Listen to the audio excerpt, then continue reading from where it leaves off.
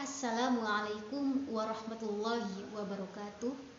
Bagaimana kabarnya semua? Semoga kita tetap dalam lindungan Allah Subhanahu wa taala. Semoga kita tetap dijauhkan dari segala mara bahaya dan segala penyakit. Baik, sebelum kita memulai pembahasan kali ini kita akan membahas tentang bab toharoh.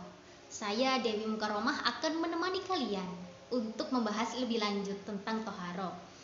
Di dalam Al-Quran surat Al-Baqarah ayat 222 yang berbunyi, A'udzu billahi minasyaitonir rajim. Bismillahirrahmanirrahim. Innallaha yuhibbut tawwabina wa yuhibbul mutatahhirin. Yang artinya, sesungguhnya Allah menyukai orang-orang yang bertaubat dan orang-orang yang mensucikan diri. Sebelum kita melanjutkan pembahasan ini, apa yang kalian pikirkan dan yang kalian pahami ketika saya menyebutkan tentang kalimat toharoh? Toharoh adalah bersuci. Toharoh adalah dasar syarat sahnya ibadah. Contohnya seperti sholat. Jadi syarat sah sholat adalah suci dari hadas maupun najis. Itu adalah bagian dari toharoh. Ketika kita belum dapat untuk melakukan toharoh dengan baik, suci dari hadas maupun najis, maka dipastikan bahwasannya ibadah kita juga belum sah, atau kemungkinan tidak sah karena kita belum dapat melakukan toharoh dengan baik dan benar. Jadi setelah ini saya harapkan adik-adik semua dapat memahami pembahasan yang saya jelaskan dengan baik dan benar agar adik-adik semua paham, dan setelahnya adik-adik dapat melakukan toharoh dengan baik dan benar. Oke, mari kita lanjutkan pembahasan tentang toharoh berikut ini. Sebelum kita melanjutkan pembelajaran, kita harus dapat paham tujuan pembelajaran yang kita lakukan. Standar kompetensi. Siswa diharapkan dapat memahami ketentuan toharoh atau bersuci. Kompetensi dasar. Siswa diharapkan dapat menjelaskan ketentuan mandi wajib. Yang kedua, siswa diharapkan dapat menjelaskan perbedaan hadas dan najis. Di bab ini kita akan membahas tentang yang pertama yaitu bagan toharoh, kemudian yang kedua yaitu tentang mandi wajib, yang ketiga hadas dan najis. Berikut adalah bagan toharoh secara singkat. Toharoh dibagi menjadi dua yaitu hadas dan najis. Hadas yaitu sesuatu yang terjadi kepada manusia. Dibagi menjadi dua, hadas kecil dan hadas besar. Hadas kecil seperti buang air kecil, buang air besar, kentut. Hadas besar yaitu seperti meninggal, melakukan hubungan suami istri, haid untuk perempuan. Kemudian cara mensucikannya hadas kecil yaitu dengan berwudu. Cara mensucikan hadas besar yaitu dengan mandi besar. Kemudian najis. Najis adalah kotorannya. Dibagi menjadi tiga yaitu mukhafafah, najis ringan, mutawasito, najis sedang, dan najis mughalado, yaitu najis berat. Najis mukhafafah cara mensucikannya dengan air. Najis mutawasito dengan air juga. Kemudian najis mughalado dengan air dan debu. Nanti saya akan menjelaskan lebih jelasnya lagi. Selanjutnya kita akan membahas tentang mandi wajib. Pengertian yaitu meratakan air ke seluruh tubuh dengan niat menghilangkan hadas besar. Sebab-sebabnya, yang pertama yaitu junub atau bersetubuh. Yang kedua, keluar sperma. Yang ketiga, selesai haid bagi wanita, selesai melahirkan, selesai nifas, dan mati atau meninggal dunia. Rukun mandi wajib. Yang pertama, niat, yaitu menyengaja menghilangkan hadas besar. Niat di dalam hati. Yang kedua, meratakan air ke seluruh tubuh, kulit, dan rambut. Tidak ada bagian yang tertinggal satupun. Sunnah mandi wajib. Membaca basmalah pada permulaan mandi, berwudu sebelum mandi, menggosok-gosok badan hingga bersih, serta meratakan air, mendahulukan bagian badan yang kanan daripada yang kiri berturut-turut. Pembahasan yang ketiga yaitu hadas dan najis. Yang pertama, najis dan cara mensucikannya. Yang kedua, hadas dan cara mensucikannya. Yang ketiga, benda untuk bersuci. Kemudian yang terakhir, perbedaan hadas dan najis.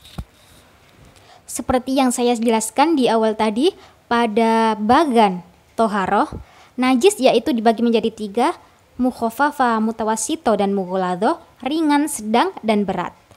Nah, najis mutawasito dibagi lagi menjadi 2, yaitu hukmiyah, yaitu secara hukumnya, dan ainiyah, yaitu secara kasat mata. Najis mukhaffafa yaitu najis ringan.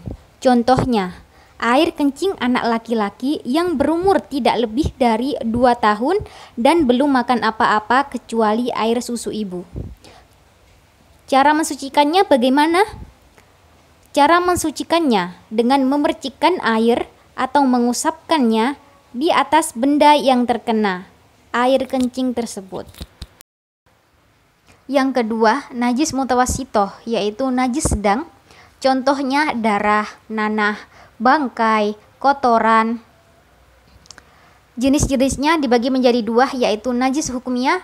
Yang najis secara hukumnya, cara mensucikannya yaitu cukup dengan mengalirkan air di atas benda yang terkena najis tersebut. Yang kedua, najis ainiyah, yaitu najis secara zat atau secara kasat mata. Cara mensucikannya yaitu dengan cara menghilangkan sifat najis tersebut seperti warna. Yang ketiga yaitu najis mughalladhoh, najis yang berat. Contohnya yaitu segala hal yang berhubungan dengan anjing dan babi. Cara mensucikannya, membasuh dengan air sampai 7 kali sampai hilang zat, warna, dan bau dan rasanya. Salah satu dari ketujuh basuhan itu harus dicampur dengan debu yang suci. Contoh benda atau binatang najis yaitu bangkai, darah, air kencing, madhi atau air mani, nanah, cairan yang keluar dari dubur dan kubul, arak, anjing, dan babi. Selanjutnya kita akan membahas tentang macam-macam hadas. Hadas dibagi menjadi 2, yaitu hadas kecil, hadas besar. Cara mensucikannya, hadas kecil yaitu dengan wudu atau tayamum.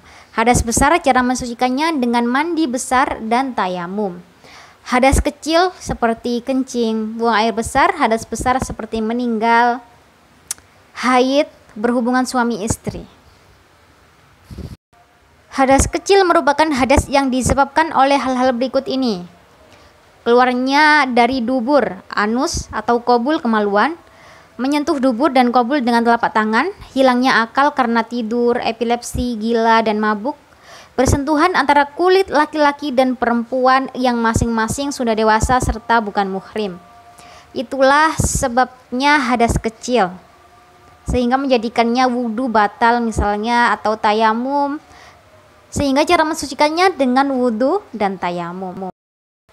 Sekarang hadas besar. Hadas besar adalah hadas yang disebabkan oleh berhubungan intim suami istri, datang bulan haid bagi wanita, keluarnya darah nifas bagi wanita setelah melahirkan, keluar mani, meninggal dunia. Cara menghilangkan hadas besar yaitu melakukan mandi wajib atau bertayamum apabila ada halangan dalam menggunakan air. Benda untuk bersuci: air, debu, batu, kertas, tisu, atau daun. Untuk lebih jelasnya tentang perbedaan hadas dan najis, agar dua hal tersebut tidak membingungkan, hadas berupa perbuatan atau tindakan. Seperti yang saya jelaskan tadi, hadas yaitu perbuatan. Kalau najis berupa bendanya. Contoh hadas: melakukan kencing, melakukan kentut, melakukan berak, menyentuh dubur, tidur, melakukan darah haid, datang bulan, dan sebagainya. Beda lagi dengan najis. Najis adalah kotorannya, air kencingnya, nanahnya, darahnya yang keluar, kotoran kencing, bangkai, dan sebagainya. Hadas, pembagiannya menjadi 2, hadas besar dan hadas kecil. Kalau najis, pembagiannya menjadi 3, yaitu najis mukhafafah ringan, najis mutawasito sedang, dan najis mughaladhah berat. Cara mensucikannya: hadas, wudu, tayamum, mandi besar. Beda lagi dengan najis, cara mensucikannya yaitu dicuci dan diberikan sesuai dengan tingkatan najisnya. Ilmu dari media sosial, YouTube atau Google atau yang lain sebagainya. Untuk tugas lanjutan sudah saya share di e-learning, silahkan dicek. Tetap semangat untuk belajar. Wassalamualaikum warahmatullahi wabarakatuh.